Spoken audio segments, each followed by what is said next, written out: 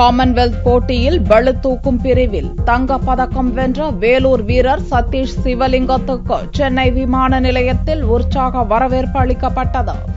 நடந்து முடிந்த காமன்வெல்த் போட்டியில் பளுதூக்கும் பிரிவில் தங்கப் பதக்கம் வென்ற 22 வயது சதீஷ் சிவலிங்கம் வேலூரைச் சேர்ந்தவர். பதக்கம் வென்ற பின் சென்னை திரும்பிய சிவலிங்கத்துக்கு விமான நிலையத்தில் உற்சாக வரவேற்பு அளிக்கப்பட்டது. காமன்வெல்த் போட்டியில் வெற்றி பெறுவதற்கு தனக்காக பிரார்த்தனை செய்த அனைவருக்கும் நன்றி தெரிவித்தார் சதீஷ் சிவலிங்கம். ரொம்ப சந்தோஷமா இருக்கு. ரொம்ப நாள் கழிச்சு கஷ்டப்பட்டு நான் மெடல் வாங்கி தமிழ்நாட்டுக்கு வந்தது எனக்கு ரொம்ப சந்தோஷமா இருக்கு. அப்புறம் எல்லாம் நம்ம தமிழ் மக்கள் எல்லாம் பார்த்தா ரொம்ப சந்தோஷமா இருக்கு. எல்லா பிரஸ் பீப்பிள் எல்லாம் மக்கள்லாம் வந்திருக்காங்க. எல்லாருக்கும் நன்றி. ரொம்ப சந்தோஷமா இருக்கு. இப்போ வந்து பார்த்து நான் நினைச்சு கூட பார்க்கல இந்த அளவுக்கு எனக்கு வரவேற்பு இருக்கும் நம்ம இந்த சென்னை ஏர்போர்ட்ல. ரொம்ப ஹாப்பி.